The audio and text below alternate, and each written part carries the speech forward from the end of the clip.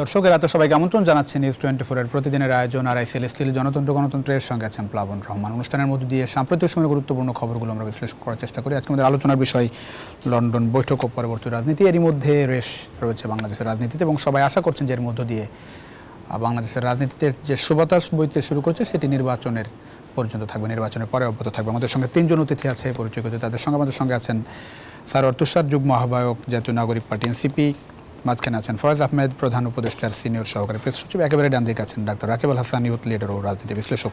তিনজনকে স্বাগত জানাচ্ছি জনতন্ত্র গণতন্ত্রে।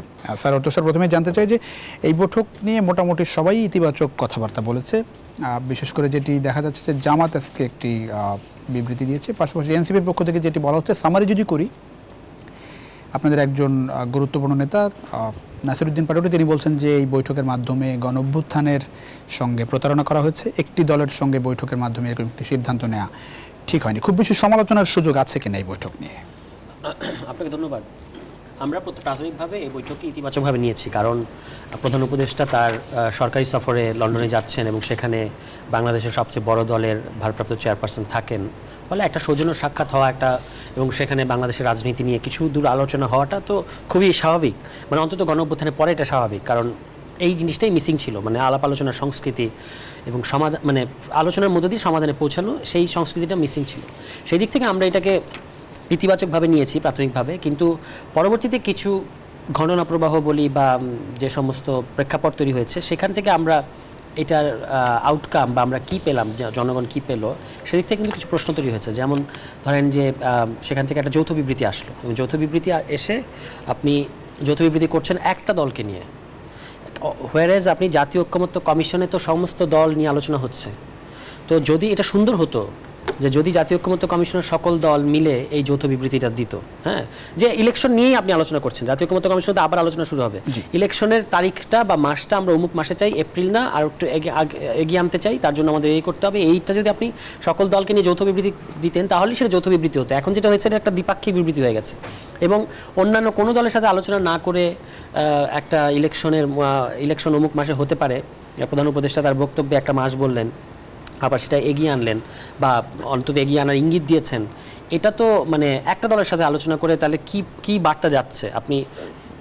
আমরা যতই বলি যে না সবচেয়ে বড় দল হিসেবে তার সাথে এটা করা দরকার আছে, আমরা সেই জরুরতের অস্বীকার করছি না। কিন্তু ধরেন প্রধান উপদেষ্টা যদি মনে করেন যে সবার সঙ্গে বৈঠক হয়েছে, সবার মতামতটা তিনি জানেন, জামাত ইসলামী এর আগে বলেছে যে এপ্রিলের পরে না যাওয়া ভালো, ফেব্রুয়ারির মতামত কিন্তু জামাতের পক্ষ থেকে দেওয়া হয়েছে।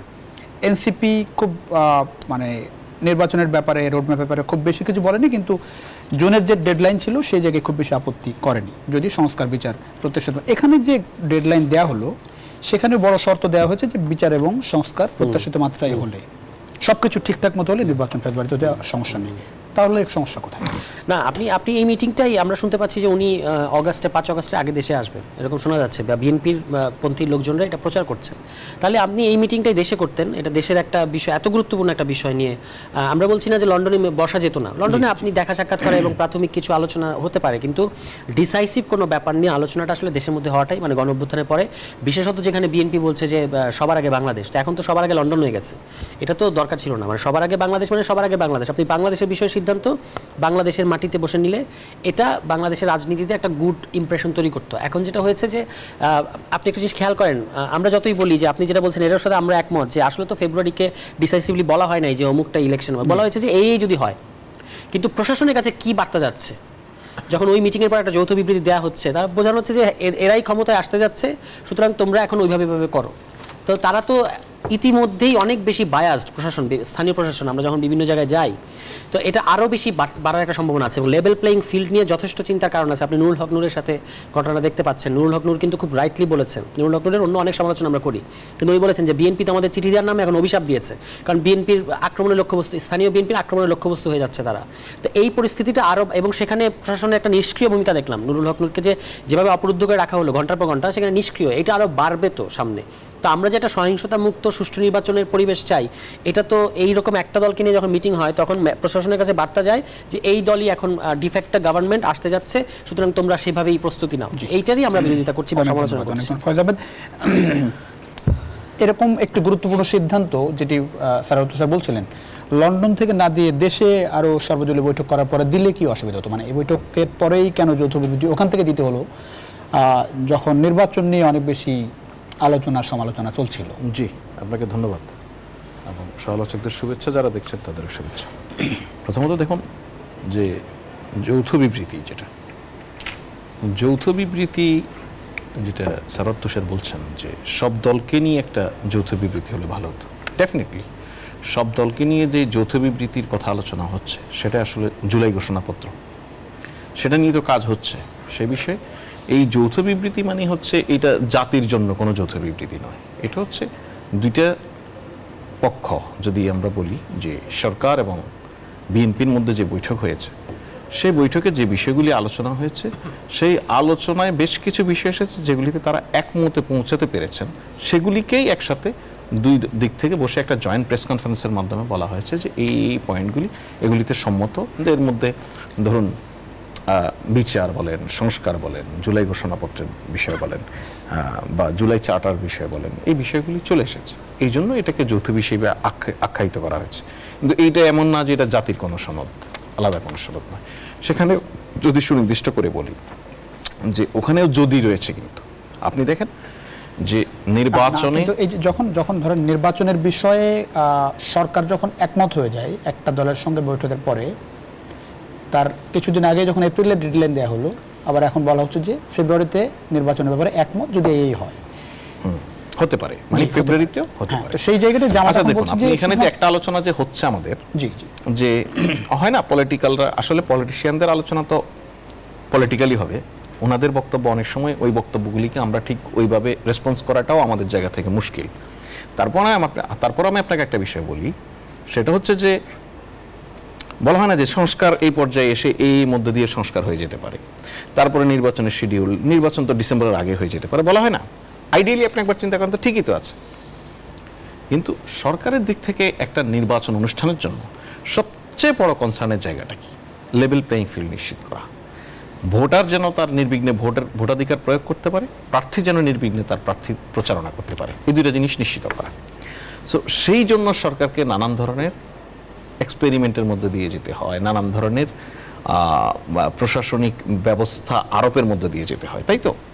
তো সরকার মনে করেছে যে আপনি যেভাবেই বলেন, আপনি রাগঢাক রেখে বলেন আর না রেখে বলেন, স্যার যেটা বলছিল যে বিএনপি এই সময়ের পলিটিক্সের সবচেয়ে বড় একটা পার্টি, আমরা যদি যে কোনো ধরনের দায়িত্বশীল আচরণের বিষয়ে আশা করি, সেটা সবচেয়ে বেশি প্রত্যাশার জায়গা থাকবে বিএনপি। কারণ বিএনপি কতটা দায়িত্বশীল আচরণ করতেছে তার উপরে নির্ভর করবে বাংলাদেশের ভবিষ্যৎ রাজনীতিটা কিভাবে হবে, নির্বাচনটা কীরকম হতে পারে, তাই তো? সেই জায়গা থেকে সরকার মনে করেছে এপ্রিল পর্যন্ত আমার একটি লেভেল প্লেইং ফিল্ড নিশ্চিত করা, নির্বাচনের সার্বিক পরিবেশ স্বাভাবিক করার জন্য যে সময়টুকু দরকার, এটা দরকার। বিএনপি যদি সেখানে এই সম্মতিটা দেয় বা এই বিষয়ে এগিয়ে আসে যে আপনি যেই পরিবেশ নিশ্চিত করতে চাচ্ছেন, সেই জায়গা থেকে বিএনপি আপনাকে সর্বোচ্চ সহযোগিতা করতে চায়, করতে চায়, এবং একই সঙ্গে বিএনপি সহ অন্যান্য বেশ কিছু রাজনৈতিক দল, যেটা মাননীয় প্রধান উপদেষ্টা যখন এপ্রিলের কথা বলেছেন, তারপরে বেশ কিছু রাজনৈতিক দল কিছু বাস্তবসম্মত সমস্যার কথা তুলে ধরেছেন, বিশেষ করে রমজান এবং ওয়েদার, এই বিষয়গুলি সামনে আনার চেষ্টা করেছেন। তো বিএনপি বলছে যে তাহলে আপনি যদি এর রমজানের আগেও করে ফেলতে পারেন, যদি সেরকম একটা পরিবেশ নিশ্চিত করা যায়, সেক্ষেত্রে অসুবিধা আছে। কিন্তু তো সেক্ষেত্রে তো প্রফেসর ইউনূসের কোনো সমস্যা নেই, উনি তার ক্ষমতা ধরে বসে থাকতে চাচ্ছেন না। তখনই এই জায়গায় ওই সম্মতির জায়গাটা যে হ্যাঁ, আমরা যে ধরনের পরিবেশটা চাই সেটা যদি এপ্রিলের আগে, অর্থাৎ রমজানের আগেও যদি নিশ্চিত করা যায়, তাহলে হতে পারে রমজানের নির্বাচন। এই হচ্ছে বিষয়। আপনি খুব জোর করে খেয়াল করেন যে এখানে বলতেছে হতে পারে যদি এই কন্ডিশনগুলি ফুলফিল হয়।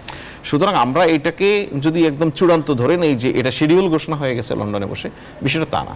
বিষয় হচ্ছে জনাব তারেক রহমানের সঙ্গে আলাপ আলোচনার প্রেক্ষিতে একটি সুইটেবল সময়ের বিষয়ে আলোচনা হচ্ছে। দেখুন, যদি ওনাদের দাবি মেনে নিতে হতো তাহলে তো ওনারা ডিসেম্বরের কথা বলছেন, সেই ডিসেম্বরে তো যায়নি। এটাও বাস্তবতা যে ডিসেম্বরের মধ্যেই এখানে নির্বাচন উপযোগী একটা পরিবেশ তৈরি করা আসলেই সম্ভব না। আমরা যেখানে আমাদের গণতান্ত্রিক সবগুলি প্রতিষ্ঠান ভেঙে পড়েছে, এগুলি পুনর্গঠন, পুনর্নির্মাণ এবং রাজনৈতিক দলগুলির মধ্যে একের প্রতি অন্যের বিশ্বাস, আস্থা নির্বাচনের জন্য। এখন যদি আপনি বলেন রাজনৈতিক দলগুলির প্রতি একের প্রতি শ্রদ্ধাবোধ সব ঠিকঠাকই আছে, কিন্তু নির্বাচনের জন্য যে ধরনের কন্ডিশন দরকার হয় সেটা এখনো নিশ্চিত করা যায়নি। সুতরাং ডিসেম্বরের মধ্যে সম্ভব না, তারা তো এই বিষয়ে একমত হয়েছে। তাদের যে আর্গুমেন্টের জায়গা ছিল সিরিয়াসলি যে ওনারা ডিসেম্বরের মধ্যেই চান, সেই জায়গা থেকে তারা সরে এসেছে এবং সরকার বলেছে যদি আমরা ওই পরিবেশটা নিশ্চিত করতে পারি তাহলে কিন্তু রমজানের আগেই নির্বাচন করা সম্ভব। জি, অনেক ধন্যবাদ। রাকিব আল হাসান, সেটি হচ্ছে যে স্যার অর্থসাদ যেটি বলছিলেন যে আলটিমেটলি মানে এটি দেশে এসে এই বিষয়ে চূড়ান্ত যে সিদ্ধান্ত যতটুকু ঐক্যমত্য পৌঁছে সেটি ধরেন বৈঠকের জায়গায় থাকলো, কিছু কিছু জানা গেল ওখান থেকে, দেশে এসে সর্বদলীয় বৈঠক হলো, তারপরে আলটিমেটলি ফাইনালি ডিসিশনটা আসতো, সেটি সুবিধা হতো বলে মনে হয়। কারণ এই বিতর্কের আসলে সুযোগ দেখেন? জি, আপনাকে ধন্যবাদ। আমি আসলে বিতর্কের কোনো সুযোগ দেখি না। কারণ হচ্ছে ধরুন আসলে এখানে জনাব তারেক রহমান এবং প্রধান উপদেষ্টা ডক্টর ইউনূসের মধ্যে যে মিটিংটি হয়েছে এটিকে আমরা একটি ঐতিহাসিক মিটিং বলে আখ্যায়িত করতে পারি। কারণ হচ্ছে কি আমাদের রাজনৈতিক সংস্কৃতিতে দীর্ঘদিন থেকে আমরা মানে সংলাপ আলোচনার মাধ্যমে যে কোনো মেজর ইস্যু বা ন্যাশনাল ক্রাইসিস যে সমাধান করা সম্ভব সেটি আমরা বলতে বসেছিলাম আর কি। আপনি দেখুন আমি গত 10 মাস ধরে নানা ধরনের অনেক জল্পনা কল্পনা, অনেক ধরনের দূরত্ব, অনেক ধরনের মত বিবাদ বা কি বলে এটাকে রাগ ক্রোশ অনেক কিছু বাড়ছিল আসলে। তো আসলে ধরুন আমরা মানে যেখানে ধরুন কালকের এই মিটিংটি যদি ধরুন কথার কথা কালকের এই মিটিংটি সফল হলো না, সে ফর এক্সাম্পল আমি কাগজ কলমে ধরে নিলাম দুই পক্ষে খুব রেশারেশি হলো, টেবিল থাপ্পাথাপ্পি করে চলে আসলো, তাহলে সেটা তো আমাদের কাছে প্রত্যাশিত ছিল না।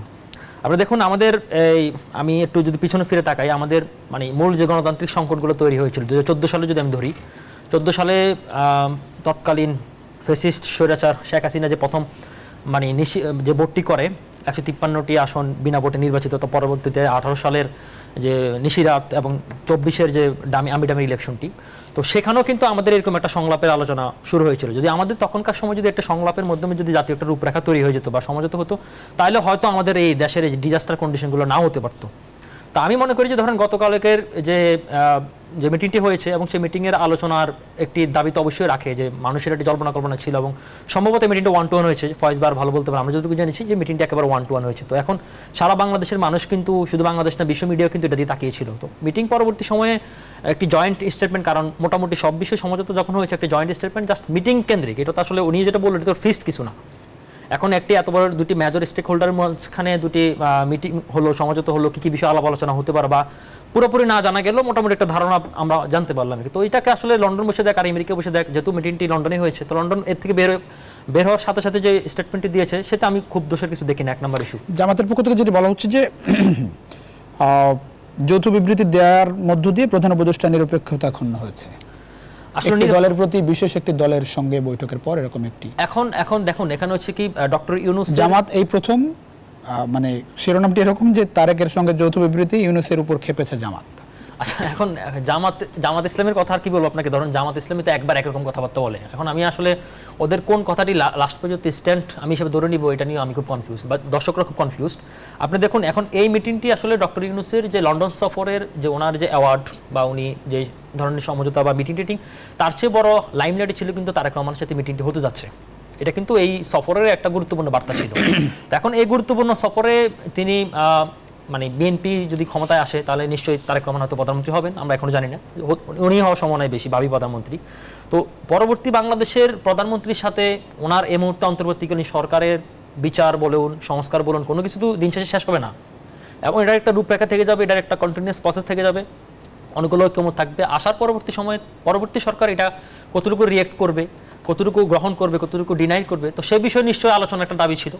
তো সেই আলোচনা তো নিশ্চয়ই ধরেন এখন মানে তারেক রহমানের সাথে যে আলাপ আলোচনা হয়েছে সেটা তো ধরেন অন্য বাংলাদেশে আরও অ্যাক্টিভ 54টা পলিটিক্যাল পার্টি আছে এখন মুহূর্তে আমি যতটুকু জানি। তো 54টা পলিটিক্যাল পার্টির সাথে তার ডক্টর ইউনূস লন্ডন গিয়ে আমেরিকা গিয়ে দেখা করবেন না। এখন ডক্টর ইউনূস এর পক্ষ থেকে তখন বিএনপির পক্ষ থেকে দাবিটা কী ছিল? বিএনপির পক্ষ থেকে একটাই স্ট্যান্ড ছিল, সেটা হচ্ছে কি এপ্রিলে ইলেকশনটা আগে আনার জন্য। আর এর কাউন্টার পার্ট হিসেবে নিশ্চয়ই ডক্টর ইউনূসের আরও এক বা একাধিক দাবি দেওয়া বা অনেক কিছু চাওয়া পাওয়া ছিল, যেটা আমরা জানতে পারলাম পরে জুলাই চার্টার, বিচার, সংস্কার, অনেক কিছু, 3টা মেজর ইস্যুতে আমরা জানতে পারলাম। তো এখন এই বিষয়টা আসলে মানে নিরপেক্ষতা হারানোর কিছু দেখি না, সেটা আমরা বরং এটাকে খুব বেশি পজিটিভলি দেখতে চাই এবং দেখতে চাই যে দুটো স্টেক হোল্ডার মাঝে সমঝোতা হয়েছে, যেটা আমাদের আগামীর বাংলাদেশে গণতন্ত্র পুনরুত্থানের ক্ষেত্রে একটা গুরুত্বপূর্ণ বার্তা। অনেক ধন্যবাদ স্যার। তো স্যার খুব ইন্টারেস্টিং বিষয় হচ্ছে যে অন্তর্বর্তী সরকারকে ধরেন বিএনপির পক্ষ থেকে এনসিপিকে কেন্দ্র করে নিরপেক্ষতা নিয়ে প্রশ্ন তোলা হয়েছে বেশ কয়েকবার। এবার আমরা দেখছি যে জামাতের পক্ষ থেকে নিরপেক্ষতা নিয়ে প্রশ্ন তোলা হলো। এনসিপিও আসলে এরকম একটি যৌথ বিবৃতির ফলে খুব একটা মানে নিরপেক্ষতা নিয়ে এনসিপিও একরকম নাখোশ। সব মিলিয়ে আসলে মানে এই অন্তর্বর্তী সরকার আসলে কাদের পক্ষে কাজ করছে বলে মনে হয়? অন্তর্বর্তী সরকার বাংলাদেশের জন্য কাজ করছে এখন আমরা মনে করি। আপনি যদি শুরু থেকে আমাদের অবস্থানটা দেখেন, আমরা ব্লাইন্ডলি এই সরকারকে সমর্থন করা মানে যেটা বলে সেটাও কখনো করি নাই। আবার ব্লাইন্ডলি মানে বিএনপি যেটা করে আসছে যে অযথা সমস্ত কিছু, যেমন ডিসেম্বর থেকে জানুয়ারিতে মানে বিএনপি যে পরিবেশটা তৈরি করেছে, আমি ওইটা বললে আপনি বুঝতে পারবেন, নির্বাচন নিয়ে বাংলাদেশে 1 সেকেন্ডের জন্য কখনো কোনো অনিশ্চয়তা তৈরি হয় নাই। কিন্তু বিএনপি এটাই বলে গেছে যে বাংলাদেশে নির্বাচন হবে না, 1-11 আসবে, -2 হবে। কিন্তু প্রধান উপদেষ্টা সহ অন্তর্বর্তী সরকার বরাবরই বলে গেছে ডিসেম্বর থেকে জুনে। ফলে নির্বাচনের পরিবেশটা সবসময় ছিল। আমরা সবসময় এজেন্ট আমাদের রাজনৈতিক অবস্থানের জায়গা থেকে সরকারের সুনির্দিষ্ট পদক্ষেপের পক্ষ নিয়েছি, কিংবা যেমন ধরুন বাজেটের অনেক বিষয় নিয়ে আমাদের সমালোচনা আছে, ইসি নিয়ে অনেক বিষয় নিয়ে আমাদের সমালোচনা আছে। কিন্তু ধরেন বিভিন্ন কথা তো এসেছে, ধরেন বাজারের কথা বলে অনেক অনেক উপদেষ্টাও তো বলেছেন যে সরকারকে 5 বছর দেখতে চাই। উনি নিজেও বলেছেন যে অন্তর্বর্তী সরকারকে মানুষ ভালো বিকল্প হিসেবে মনে করে, প্রধান উপদেষ্টা নিজের মুখে বলেছেন।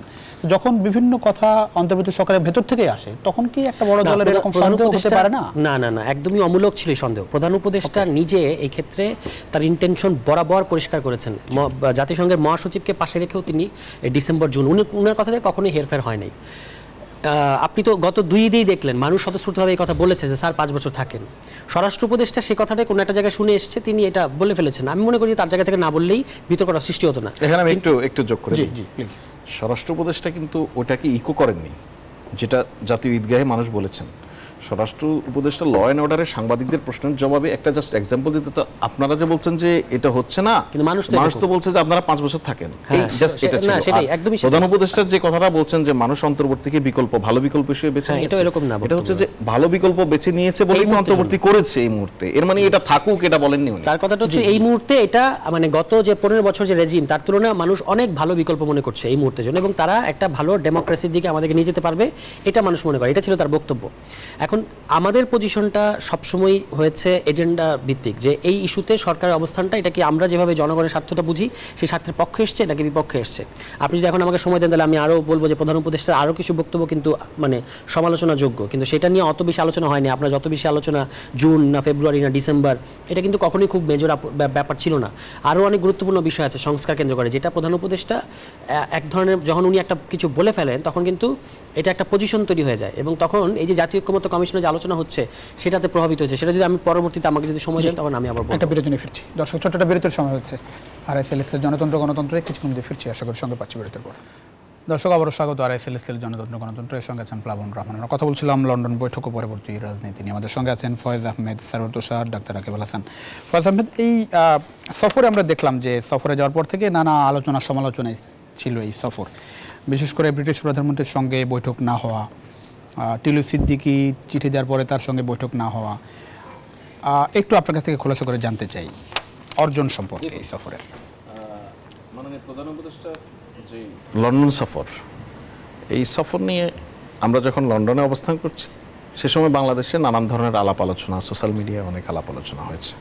তো আপনি যদি খেয়াল করেন দেখবেন যে এই সফরের শুরুতেই যাওয়ার সময় একটা বিষয় খুব গুরুত্ব দিয়ে বলা হয়েছিল যে আমাদের যে পাচারকৃত অর্থ যে সমস্ত দেশে গিয়েছে, এই পাচারকৃত অর্থের বা সম্পদের যে সমস্ত ডেস্টিনেশন, সেই ডেস্টিনেশনগুলির মধ্যে লন্ডন বা যুক্তরাজ্য অন্যতম একটি।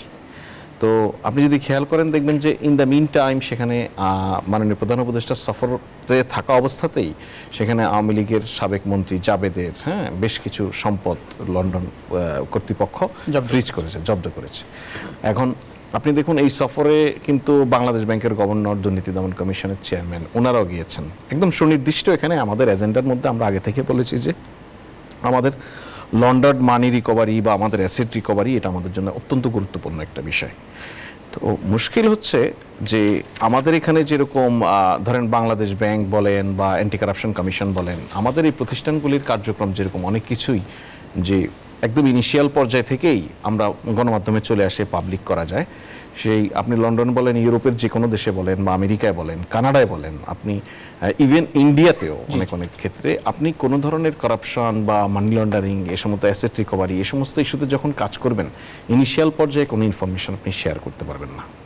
এখানে আমাদের একটা বড় দুর্বলতা হচ্ছে যে এই সফরে যে সেটা আমাদের একটা অন্যতম লক্ষ্য, সেই লক্ষ্য অর্জনের পথে আমরা কি কি কাজ করেছি, যেই প্রতিষ্ঠানগুলিতে আমাদের সরকারের নানান কর্তৃপক্ষ এবং সেপারেটলি আমি যেটা বলছি দুর্নীতি দমন কমিশন যে মিটিংগুলি করেছে, সেগুলি কাদের সঙ্গে করেছে, কি করেছে, খুব ডিটেইল পাবলিকলি শেয়ার করার আমাদের কাছে সুযোগ নেই আনটিল আনলেস ওই প্রতিষ্ঠান তারা নিজেরা শেয়ার করে।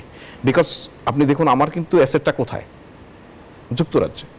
তো এখানে শত শত বাড়ি গড়েছে আমাদের এখানকার এমপিরা। জি জি। সো এই অ্যাসেট রিকভার আমাদের জন্য একটা গুরুত্বপূর্ণ ইস্যু। এর মধ্যে যুক্তরাজ্যের প্রধানমন্ত্রীর সঙ্গে আমাদের প্রধান উপদেষ্টার একটি বৈঠকের একটা সম্ভাবনা ছিল, যেটা আমরা আগে থেকে বলছি।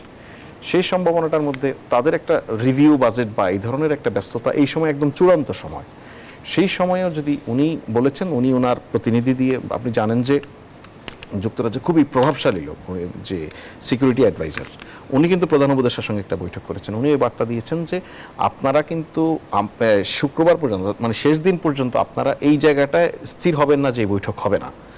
প্রাইম মিনিস্টার সর্বোচ্চ চেষ্টা করছেন ওনার এই ব্যস্ত শিডিউল থেকে যদি সময় বের করতে পারে উনি অবশ্যই আপনাদের সঙ্গে বসবেন।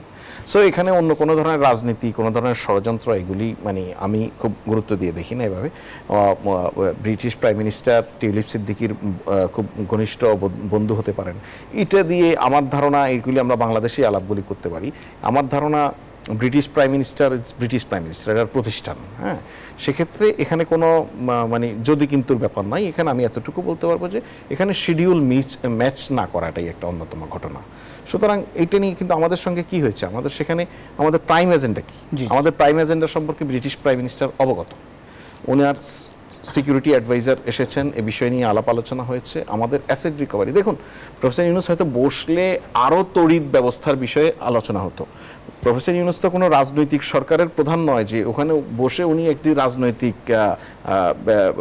উদ্দেশ্য হাসিল করবেন বা পলিটিক্যালি অনেক পপুলার হয়ে ওঠার চেষ্টা করবেন। হ্যাঁ, যেটা আগে দেখেছি আমরা বিভিন্ন চুক্তির বিনিময়ে ব্রিটিশ প্রাইম মিনিস্টার বসে প্রধানমন্ত্রীর কাছে পা গেড়ে বসতেছে, এইটার ছবি প্রকাশ করে অনেক কিছু করার চেষ্টা হচ্ছে। তো এই ধরনের বিষয় তো আমাদের এই অন্তর্বর্তীকালীন সরকারের প্রধানের নেই, কিন্তু ওনার উদ্দেশ্য ছিল যে আমাদের যে লন্ডার্ড মানি, যুক্তরাজ্যে যে বিপুল সম্পদ গড়েছে বাংলাদেশ থেকে অর্থ পাচার করে, সেটা ফেরত আনা। তো আমাদের এখানে একটা অগ্রগতির জায়গা আপনাকে এতটুকু বলতে পারি, সেটা হচ্ছে যে একটা প্রচেষ্টা হচ্ছে যে তদন্ত চলা অবস্থাতেই যেন সেখানে গড়া সম্পদগুলি আটকে রাখা যায়, হস্তান্তর না করার ব্যবস্থা করা যায়, এই বিষয়ে চেষ্টা চলছে। এটা যদি সাকসেসফুলি করা যায় এটা আমাদের দেশের জন্য ইতিবাচক। অনেক ধন্যবাদ ডাক্তার রাকিবুল হাসান। এই সফর নিয়ে অনেক আলোচনা সমালোচনা ছিল, বড় অর্জন কি দেখেন এই সফরে? অনেকে বলছেন যে এই সফর তারেক রহমানের সঙ্গে বৈঠকটাই বড় অর্জন দেখছেন, আপনার কি তাই মনে হয়? জি, আমার কাছেও তাই মনে হয়। কারণ হচ্ছে দেখুন, এটা সম্ভবত ডক্টর ইউনূসের প্রধান উপদেষ্টা হওয়ার পর ওনার 11তম সফর ছিল, বিদেশ সফর ছিল। বেশিরভাগ সফরেই অনেকগুলো আমাদের সমঝোতা স্মারকের আমরা অগ্রগতি দেখেছি, কিংবা দু একটা চুক্তি মুক্তি আমরা দেখেছি, কিংবা ডক্টর ইউনূস তো আসলে ওনার ইন্টারন্যাশনাল উনি যে ফিগার, সেই ফিগার অনুযায়ী উনি যে সারা বছরে এইসব অ্যাক্টিভিটির মধ্যে উনি ব্যস্ত থাকেন, ওনার নিজস্ব প্রতিষ্ঠান নিয়ে ব্যস্ত থাকেন। তো প্রধান উপদেষ্টা হওয়ার পরও তিনি, আমি এটার অন্য একটা সিগনিফিকেন্স দেখি, সেটা হচ্ছে ধরুন আপনার যত বেশি আপনি ওয়ার্ল্ড কনফারেন্স ফোরামে আপনি যত বেশি কানেক্টেড হবেন, তত আপনার ডিপ্লোমেসি বা ইন্টার কানেকশনটা তত বেশি স্ট্রং হয়, যেটার একটা মেসেজ আমাদের পরবর্তী সরকারের জন্য নিশ্চয় রয়েছে। তো আমি এই সরকারের সবচেয়ে বড় এই সফরের সবচেয়ে বড় মানে অগ্রগতি বা সবচেয়ে বড় সাফল্য আমি এটা দেখি যে তারেক রহমানের সাথে সাক্ষাৎটি এবং এর সমঝোতা আসাটা। যদি এই সমঝোতা না আসতো তাহলে আমি মনে করতাম যে এই সফরটি ব্যর্থ হতো, এবং এই ব্যর্থতার দায় আসলে বাংলাদেশকে চুকাতে হবে। ধরেন যতটুকু জানা গেছে বৈঠক হচ্ছে 1.5 ঘন্টা, সব বিষয় জানা যাবে না, খুব স্বাভাবিক, কিন্তু ধরেন জানা গেল নির্বাচন এবং সংস্কার বিচারের প্রক্রিয়া নিয়ে আলোচনা হয়েছে। আর কি কি বিষয় আলোচনা হয়েছে বলে আপনি জানেন? মানে বিভিন্ন আচ্ছা, এখন ওয়ান টু ওয়ান বিষয় তো আসলে ধরুন এটা তো আসলে জানা সম্ভব না, কিন্তু ধরুন আমরা যতটুকু কথা বলে আমরা জানতে পেরেছি বা আমাদের অন্যান্য নিউজ বা অ্যানালাইসিস করে আমরা যেটা জানতে পেরেছি, সেটা দেখুন যেহেতু ধরুন কাগজে কলমে হাইপোথেটিক্যালি আপনি ধরেন বা প্র্যাকটিক্যালি যদি চিন্তা করেন, সেটা হচ্ছে ধরুন আপনি ইলেকশন হলে বিএনপি ক্ষমতা আসবে। হ্যাঁ, এটা তো বাস্তব, তাই না? এই রিলেটিতে আপনি অস্বীকার করতে পারবেন না, সম্ভাবনা বেশি। তো এখন আবার বিএনপি ক্ষমতা আসলে জনাব তারেক রহমান প্রধানমন্ত্রী হবেন, আমরা যতটুকু জানি। তো সেই ক্ষেত্রে হচ্ছে ধরুন আমি আপনাকে গত পর্বে বলেছিলাম যে নতুন প্রধানমন্ত্রীর কাছে বা তার, যেহেতু আমরা বললাম যে সংস্কার একটা চলমান প্রক্রিয়া, সংস্কারও চলবে, বিচারও চলবে, সব কার্যক্রম কিন্তু সরকার শেষ করতে পারবে না। তো আসলে পরবর্তী বিএনপির কাছে প্রধান উপদেষ্টার একটা চাওয়া ছিল যে এগুলা বিএনপি কতটুকু আন্তরিক, তো সেটা একটা চাওয়া পাওয়া ছিল। আরেকটা বিষয় ধরুন আমরা যেহেতু বাংলাদেশের সিকিউরিটি ইস্যুর জন্য ধরুন করিডোর ইস্যু, বন্দর ইস্যু, জিসুমিয়া আকসা চুক্তি ইস্যু, কিংবা ধরুন আমাদের এই পলিটিক্যাল ট্রান্সফরমেশনের ক্ষেত্রে, পাওয়ার ট্রান্সফরমেশনের ক্ষেত্রে ধরুন আমাদের বিরোধী দল কারা হচ্ছে, বা যেহেতু আমাদের এই এবারের সরকারটি ধরুন এটা কিন্তু 111-এর সরকারের সাথে তুলনা করলে হবে না, এবং 111-এর সরকার আমরা যেটা দেখেছি যারা সরকারে কার্যক্রম পরিচালনা করেছিল, যে আর্মি প্যাক্ট সরকারটা, তারা কিন্তু বেশিরভাগই দেশ ছেড়ে চলে গেছে। তো এখন যেহেতু ধরুন এখানে ছাত্র জনতার অভ্যুত্থানে বৈষম্যবিরোধী ছাত্র আন্দোলন বা জাতীয় নাগরিক পার্টি পরবর্তীতে তারা যে পলিটিক্যাল পার্টি গঠন করেছে, তো তাদেরও তো ধরুন ইলেকশন পরবর্তী ধরুন আমি সে ফর এক্সাম্পল ধরে নিলাম কাগজে কলমে এই ইলেকশনে এনসিপি 300 আসনে প্রার্থী দিল এবং তাদের একটা ভরাডুবি হলো, সব কাগজে কলমে ধরে নিলাম, তাহলে তাদের পলিটিক্যাল পার্টিসিপেশনটা কতটুকু হবে, কিংবা মানে এই জুলাই আন্দোলনে যারা অগ্রগণ্য ভূমিকা রেখেছে তাদের তো রাষ্ট্রীয় সিকিউরিটি, তাদের একটা ইনসিকিউরিটির ব্যাপার, কিংবা তারা ছাড়াও এই সরকারে যারা পার্টিসিপেট করেছে ধরুন press secretary, deputy press secretary কিংবা অন্যান্য উপদেষ্টারা, তো সে বিষয়ে একটা কথাবার্তা বলা হয়েছে আমি যতটুকু জানি। এবং আরেকটা বিষয় হচ্ছে ধরুন আমি আপনাকে বলি, সেটা হচ্ছে ধরুন ডক্টর ইউনূস কিন্তু ধরুন আমি এটা অনেক জায়গায় বলেছি, সেটা হচ্ছে ডক্টর ইউনূস ওনার মানে সাধারণ পাবলিক মনে করে যে উনি এক্সট্রা ফেসিলিটিস নিয়েছে, ওনার যে প্রাতিষ্ঠানিক যে এগুলি যে কোনো গভর্নমেন্ট আসলে ওনাকে দিত, যেহেতু উনি এই সরকার আমলে এগুলো নিয়ে নিয়েছেন ওনার গ্রামীণ ব্যাংক বা অন্যান্য প্রতিষ্ঠানের ক্ষেত্রে, তো এখানে একটা কনফ্লিক্ট অফ ইন্টারেস্টের কথা সবাই বলছে। তো সে জায়গা থেকে ধরুন ডক্টর ইউনূস কিন্তু ওনার এই প্রতিষ্ঠানগুলোকে ওনার সন্তানের মতো দেখে। হ্যাঁ, এখন পরবর্তী গভর্নমেন্ট আসলে এটার উপর কোনো ব্যাড ইফেক্ট পড়বে কিনা সেটারও একটা চাওয়া পাওয়ার হিসাব থাকতে পারে, অনেকে বলছেন।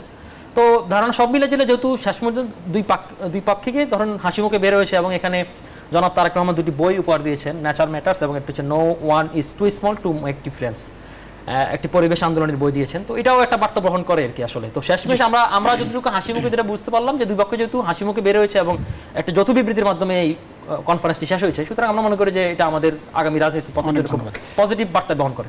স্যার অর্থ স্যার এনসিপির বিষয়টি একটু আপনার কাছে জানতে চাই, এখন পর্যন্ত আপনাদের স্ট্যান্ডস কি? আপনারা কি কোনো নেগোসিয়েশনে যাচ্ছেন কোনো দলের সঙ্গে, নাকি একভাবে নির্বাচনে যাবেন? এবং এই বৈঠকে অনেকে বলছেন যে প্রধান উপদেষ্টার একটা এজেন্ডা, সবই ধারণা গুঞ্জন, যে প্রধান উপদেষ্টার একটা বড় এজেন্ডা ছিল এনসিপি কিংবা যারা গণঅভ্যুত্থানের সামনের সারির নেতা, যাদের নেতৃত্বে অভ্যুত্থান হচ্ছে, তাদের বিষয়ে তারেক রহমানের সঙ্গে একরকম নেগোসিয়েশন বলি, কিংবা তাদের নিয়ে সামনে নির্বাচন পরবর্তী বাস্তবতা কী দাঁড়াবে সেটি নিয়েও একরকম আলোচনা হয়েছে, অনেকে বলছেন, একটু শুনতে চাই। না, একটা হলো পলিটিক্যাল ফিকশন। জি, ফিকশন আমরা এই মিটিং যখন থেকে চাউর হয়েছে, যেরকম একটা মিটিং হচ্ছে, তখন সোশ্যাল মিডিয়া আমি অনেক ফিকশন পড়ছিলাম এবং ভালোই লাগছিল, এবং এখনও অনেক ফিকশন নিয়ে আলোচনা হচ্ছে। যেমন একটা ফিকশনে যে আমার এই ভাই বললেন যে প্রধান উপদেষ্টা ডক্টর মোহাম্মদ ইউনূস তার চাওয়া পাওয়াগুলো তারেক রহমানের কাছে, Tarique Rahman next prime minister হবেন কি হবেন না সেটা গণতান্ত্রিক প্রক্রিয়া দেখা যাবে, কিন্তু আপনি যদি ডক্টর মোহাম্মদ ইউনূসকে ওই জায়গায় নামিয়ে আনেন যে উনি ওনার চাওয়া পাওয়া, উনি লবিং করতে গেছেন যে ওনার প্রতিষ্ঠানগুলো যেন ঠিকঠাক থাকে, এগুলো হচ্ছে ফিকশন। এবং এই মিটিংয়ের পরে জল্পনা কল্পনা তৈরি হচ্ছে, আরও হবে সামনে, এবং এই ধরনের ফিকশনাল আলাপ অনেক থাকবে। এটাতে দোষের কিছু নেই, রাজনীতিতে অনেক মানে আলোচনা, মুখরোচক আলোচনার জন্য অনেক কিছু লাগে, সেটা নিয়ে আমি খুব আপত্তি করছি না। এনসিপি নিয়ে কোনো আলোচনা হয়েছে কি না, ওই মিটিংয়ের এজেন্ডা ছিল কিনা আমরা জানি না, এটা জানার কোনো সুযোগ নেই, যেহেতু এটা 1-to-1 মিটিং হয়েছে, শোনা যাচ্ছে অনেক ধরনের গুঞ্জন। আমরা আমাদের দলীয় অবস্থানটা আপনাকে জানাতে পারি, সেটা হচ্ছে যে আমরা আগামী নির্বাচনে, আমরা তো বাংলাদেশের গণঅভ্যুত্থানের মধ্যে দিয়ে তৈরি হওয়া একটা দল হিসেবে এখানে আলাদা একটা ব্লক হতে চাই রাজনীতিতে। ফলে আমাদের জন্য অন্য কারোর সাথে জোট করা, মানে অন্য কারোর জোটে জয়েন করা এবং আসন সমঝোতায় যাওয়া, এটা রাজনৈতিকভাবে আমরা মনে করি সুইসাইডাল হবে।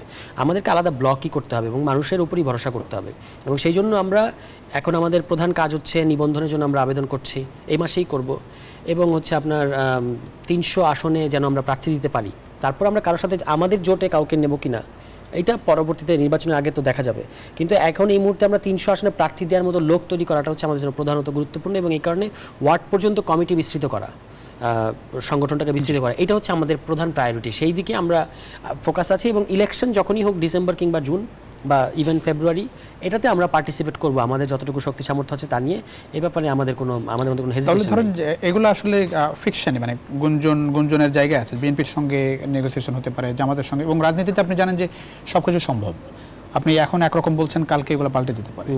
তো আপনারা কি এই জায়গায় একেবারে স্ট্রিক্ট যে নির্বাচনের আগে কোনো নেগোসিয়েশন, কোনো দলের সঙ্গে কোনো আসন সমঝোতা হচ্ছে না? আমি বলছি যে নির্বাচন সময়টা একটু ঘনিয়ে আসবে, নির্বাচন কেন্দ্রিক কোনো জোটের সম্ভাবনা কিন্তু আমরা কখনো উড়িয়ে দিই নাই। ওকে, হ্যাঁ, আমরা বলেছি যে জোট করব কিংবা জোট করব না, কোনো ব্যাপারই আমাদের এখনো চূড়ান্ত সিদ্ধান্ত নেই। এখন একমাত্র ফোকাস হচ্ছে আগে পুরো বাংলাদেশে পার্টি তৈরি করা, এবং যেন আমরা আমাদের সক্ষমতায় 300 প্রার্থী দিতে পারি। তারপর আমি 300 প্রার্থী দেবো কি দেবো না সেটা নির্বাচনের সময় ডিপেন্ড করবে, কিন্তু এই মুহূর্তে আমার টার্গেট হচ্ছে নিজের পার্টিকে একক পার্টি হিসেবে 300 আসন যেন আমরা প্রার্থী দিতে পারি, সেই সক্ষমতা অর্জন করা। তারপর ইলেকশনের আগে বাংলাদেশে ইলেকটোরাল ইতিহাসে দেখা যায় সবসময়ই জোট হয়েছে। আসন সমঝোতা হয়েছে, আমাদের সাথে এটা কারো হবে না কিংবা আমাদের কোনো মিত্র নাই রাজনীতির মাঠে, ব্যাপারটা তো এরকম না। সেটা তখন দেখা যাবে। এই মুহূর্তে আমাদের প্রায়োরিটিটা হচ্ছে ইলেকশনের আগে নিবন্ধনটা পেতে হবে এবং নিবন্ধনের জন্য যতটুকু সাংগঠনিক বিস্তৃতি লাগে সেটা করা, এবং এইটা করতে গিয়ে এক ধরনের ওই আসন ভিত্তিক যে সক্ষমতা তৈরি করা, সেটাও আমরা এই মুহূর্তে করার জন্য কাজ করছি। জি, ছোট্ট একটা বিরতির সময় হচ্ছে। দর্শক, ছোট্ট বিরতিতে যাচ্ছি, আশা করি আপনাদের সঙ্গে পাচ্ছি। বিরতির পর কোথাও যাবেন না, সঙ্গে পাচ্ছি নিশ্চয়ই। দর্শক, আবারও স্বাগত গণতন্ত্রের সঙ্গে আছেন প্লাবন রহমান। স্যার, অর্থ সামনের পথটা ছোট্ট করে একটু জানতে, আমরা একবারে শেষ পর্যায়ে লাস্ট পার্টে সামনের পথটা কি খুব মসৃণ দেখেন? ধরেন প্রধান উপদেষ্টার এই সফরের পরে এই প্রথম আমরা জামাতকে একরকম নাখোশ দেখলাম, এনসিপিও ইতিবাচক বললেও বলা হচ্ছে যে বিচার এবং সংস্কারের জায়গাটা নিয়ে তারা খুব বেশি হ্যাপি না এই বৈঠকে যতটা গুরুত্ব পেয়েছে। সামনের পথটা খুব বেশি মসৃণ দেখেন কিনা? যদিও নির্বাচনের টাইমলাইন একটা দেওয়া হয়েছে আবারও ফেব্রুয়ারিতে। একেবারে মসৃণ না, কিন্তু খুব বিপদসংকুলও না। মানে এই টানাপোড়েন থাকবে, কখনো বিএনপি বলবে যে সরকার এনসিপিকে সমর্থন করছে বা এনসিপিকে বেশি প্রাধান্য দিচ্ছে। বিএনপি আদৌ এখন আর কিছু বলবে মনে হয়? এখন তো আর কিছু বলবে না। আমি তো ভাবছি যে বিএনপি এখন রাজনীতি করবে কি নিয়ে? ইলেকশনের জন্য আপনি গত 9 মাস বলতে থাকলেন যে ইলেকশনের ডেট দেন। এখন তো ইলেকশনের একদম প্রায় মাসও পর্যন্ত প্রায় সুনিশ্চিত। এখন বিএনপি কি নিয়ে রাজনীতি করে দেখার বিষয়টা একটা ইন্টারেস্টিং, আমি ব্যক্তিগতভাবে দেখতে চাই। কিন্তু আমি মনে করি যে এখন আমরা দেখব যে বিএনপি জুলাই ঘোষণাপত্র, সনদ, এগুলোর ব্যাপারে বিএনপি নিজের যে অনড় অবস্থানগুলো ছিল, এবং তাদের কারণে কিন্তু এই যে আমরা বলছি যে 10 মাসে কি সংস্কার করলেন, এটা কিন্তু বিএনপির কারণেই সংস্কার প্রক্রিয়াগুলো অনেক দূর পর্যন্ত মানে থমকে আছে, কারণ তারা প্রত্যেকটা গুরুত্বপূর্ণ সংস্কারে ভেটো দিয়ে এসেছে। একটা বিষয় তো বলবেন, ধরেন মানে আমরা তো রাজনীতির কারণে অনেক কথা বলি, কিন্তু বিএনপি একটা বড় স্টেক হোল্ডার হিসেবে বিএনপি কি তার জায়গা থেকে সরে আসেনি? বিএনপি তার জায়গা থেকে কি ছাড়ছে না বলে আপনার মনে হয়? যতটা অনড় থাকার কথা বাংলাদেশের রাজনৈতিক বাস্তবতা না, এটা ব্যাপারে চূড়ান্ত মন্তব্য করা যাবে সংস্কার প্রশ্নে তাদের অবস্থানগুলো দেখে। 13 থেকে 14টা সংস্কার প্রস্তাব আছে যেগুলো খুবই ফান্ডামেন্টাল। এগুলো যদি আপনি না করতে পারেন তাহলে জুলাই সনদে অন্যান্য, আপনি আশা করেন যে 14টাই হবে?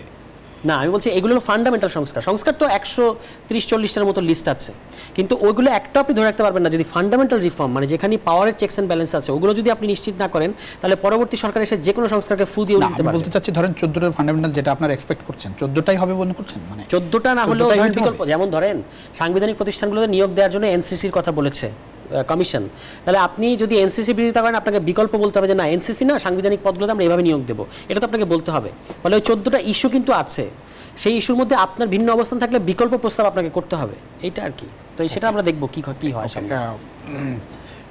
ফরজ আহমেদ, একটু নির্বাচনের মানে ফেব্রুয়ারির যে নির্বাচনের কথা যেটি আসলো, সেটি অনেকে বলছেন যে একেবারে ডিসাইডেড, এবং একটা গুরুত্বপূর্ণ গণমাধ্যম বাংলাদেশের মানবজমিন একেবারেই কোট আনকোট রিপোর্ট করেছে 12ই ফেব্রুয়ারি ডেট, এই ডেটে ভোট হতে পারে। জি, আমি আপনার এই প্রশ্নের জবাব দিচ্ছি। তার আগে একটু আমার ভাই যেটা বলেছিলেন যে প্রফেসর ইউনূস এবং জনাব তারেক রহমানের মধ্যেকার বৈঠকের বেশ কিছু জিনিস যেগুলি এখনো সামনে আসেনি, উনি এই গ্রামীণের বিভিন্ন প্রতিষ্ঠানের বিষয়, এগুলি আসলে একদমই পলিটিক্যালি উনি গাল গল্প, এর বাইরে কিছু না। তো সেটা একটা বিষয়। আরেকটা হচ্ছে আপনি নির্বাচনের ডেট, নির্বাচনের যদি ফেব্রুয়ারিতে হয়, আমি যদি বলছি যদি ফেব্রুয়ারিতে হয়, আপনি নিজে নির্বাচন নিয়ে বহু রিপোর্টিং করেছেন, আমি নিজে নির্বাচন নিয়ে বহু রিপোর্টিং করেছি। আমরা কিন্তু 2 এ 4 মেলানোর বেশ কিছু জায়গা আছে এখানে। ফার্স্ট অফ অল হচ্ছে যে আপনি মধ্য ফেব্রুয়ারি থেকে রমজানের নির্বাচন হবে না আমাদের দেশের বাস্তবতায়, তাই তো? আচ্ছা, এর আগে যদি আপনি চান, সাধারণত আমরা ধরে নিই বৃহস্পতিবারকে একটা নির্বাচনের জন্য উপযুক্ত দিন হিসেবে ধরে নেওয়া হয়। বৃহস্পতিবার, শুক্রবার, তখন ভোটের দিন এবং পরের দিন আরও 2 দিন মিলে একটা ছুটি, নির্বাচনের টোটাল আয়োজনটা এর মধ্যে শেষ করা যায়। তো সেক্ষেত্রে ওই 12ই ফেব্রুয়ারি একটা বৃহস্পতিবার, সেই জায়গা থেকে ধারণা করে বলতে পারে নির্বাচন তো ফেব্রুয়ারির একদম প্রথম সপ্তাহতেও 1 ফেব্রুয়ারিতে হয়ে যেতে পারে, সেটা অন্য জিনিস। কিন্তু নির্বাচন ঠিক কবে হবে আপনি সেই জিনিসটার সিদ্ধান্তটা নির্বাচন কমিশনের দিক থেকে আসবে। এখন পর্যন্ত নির্বাচন কবে হবে আপনি দেখুন, যেখানে এখন পর্যন্ত পরিষ্কার শব্দের মধ্যে বক্তব্যের মধ্যে একটা যদি রয়েছে, যদি ওই সময়ে এসে দেখা যায় যে নির্বাচনের জন্য উপযোগী পরিবেশ নাই, তাহলে আপনি কিভাবে ওই সময় নির্বাচন দেবেন? সো যদি যেহেতু আছে, এখনো এক্সিস্ট করে, সেক্ষেত্রে আপনি সুনির্দিষ্ট করে কোনো ডেট বলতে পারেন না। তারপরেও মানবজমিন তার ক্যাপাসিটি থেকে হয়তো কোনোভাবে আমি এটাকে এখন একটা স্পেকুলেশন হিসেবে ধরে নিচ্ছি, সেই জায়গায় তারা এটা বলছে। সুতরাং ওইটা আরেকটা বিষয় আপনাকে এখানে আমি জাস্ট ছোট্ট করে একটু যোগ করি যে সামনের দিনগুলি মসৃণ হবে কি হবে না, এইটা যতটা না সরকারের উপরে দায়িত্ব, তার চেয়ে বেশি পলিটিক্যাল পার্টিগুলোর উপর দায়িত্ব। এই সরকারটা এমন এক বিএনপি তো তার জায়গা থেকে বলেছে সর্বোচ্চ এমন এক ধরনের সরকার, এই সরকারকে যদি ছোট্ট একটি রাজনৈতিক দলও চরমভাবে অসহযোগিতা করে, সরকারের জন্য একটি সুন্দর নির্বাচন তুলে আনা কঠিন। অনেক বড় রাজনৈতিক দল অনেক বেশি সহযোগিতা করছে, সেটা যেমন সত্য, অনেক ছোট রাজনৈতিক দল যদি অসহযোগিতা করে সেটাও এই সরকারের জন্য সামনের পথ চলা কঠিন। বিকজ এই সরকারের মূল লক্ষ্য, এই সরকারের উদ্দেশ্য আমাদের একটি রাজনৈতিক বন্ধন থাকবে সবার মধ্যে। এই রাজনৈতিক মতৈক্যের মধ্য দিয়েই আমাদের একটি সুন্দর নির্বাচনের দিকে যেতে হবে। সুতরাং যদি রাজনৈতিক দলগুলি তার নিজ নিজ অবস্থান থেকে কাউকে কিছুটা ছাড় দিয়ে, কারোর সঙ্গে কিছুটা আন্ডারস্ট্যান্ডিংয়ের মধ্য দিয়ে এমন একটি পরিবেশ তৈরি করতে ব্যর্থ হয় যেটা ভবিষ্যৎ বাংলাদেশের জন্য, এক কথায় বলবো, ওই ভূমিকা না রাখে যে ফ্যাসিবাদ ফিরে আসা। ফ্যাসিবাদ ফিরে আসা মানে আমি কোনো অর্থেই আওয়ামী লীগের ফিরে আসা বলছি না। ফ্যাসিবাদ যে কোনো ফর্মে যে কোনো ব্যক্তির মধ্য দিয়ে ফিরে আসতে পারে। ফ্যাসিবাদ ফিরে আসার ভবিষ্যৎ মুখ যদি বন্ধ করতে হয়, সেক্ষেত্রে রাজনৈতিক দলগুলিকে, যারা এক্সিস্টিং গণতান্ত্রিক রাজনৈতিক দল আছেন, তাদেরকে অনেক গুরুত্বপূর্ণ ভূমিকা পালন করতে হবে। অনেক ধন্যবাদ। রাকিব আল হাসান, সামনের পথ। জি, আপনাকে ধন্যবাদ। সামনের পথ এখন পর্যন্ত বাইরে যেটা বলুন আমি ওটার সাথে একমত। দেখুন, আসলে সরকার চাইলে কিন্তু এটা মুসলিম একটা গুরুত্বপূর্ণ কথা বলেছে ফয়েজ আহমেদ, সেটি হচ্ছে যে কোনো দল, ছোট বড় বিষয় না, কোনো দল যদি অসহযোগিতা এই সরকারকে বিপাকে ফেলা সম্ভব, একটা সুষ্ঠু নির্বাচনের অন্তরায় করা সম্ভব। শুধু ছোট দল, রাজনৈতিক দলগুলো না, যারা আমাদের ষড়যন্ত্রকারী অংশ, এটা ব্যক্তি হতে পারে, ইউটিউবার হতে পারে, কোনো গোষ্ঠী হতে পারে, তারাও চাইলে কিন্তু যেখানে অস্থিরতা যেখানে তৈরি করতে পারে। তো সেক্ষেত্রে ধরুন আমাদের এই মুহূর্তে জাতীয় ঐক্যটা সবচেয়ে জরুরি।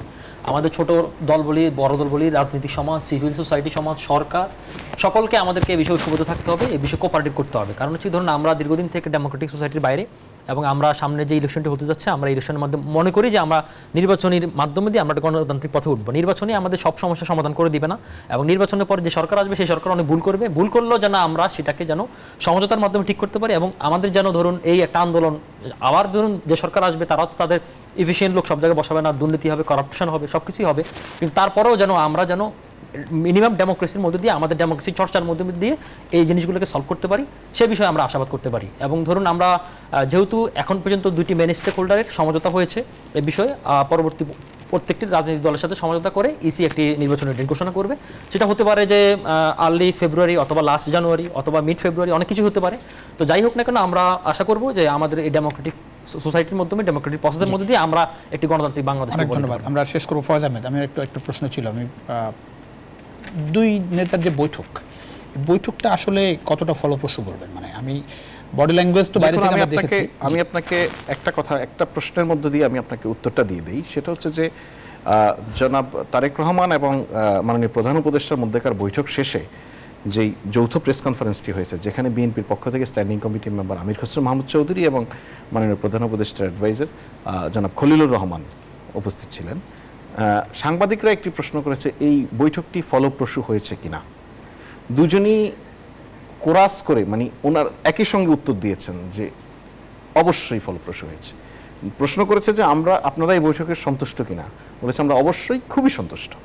এই দুইটা পক্ষ থেকে এই একই ধরনের বক্তব্য একই সঙ্গে এসেছে, আগে পরেও নয়।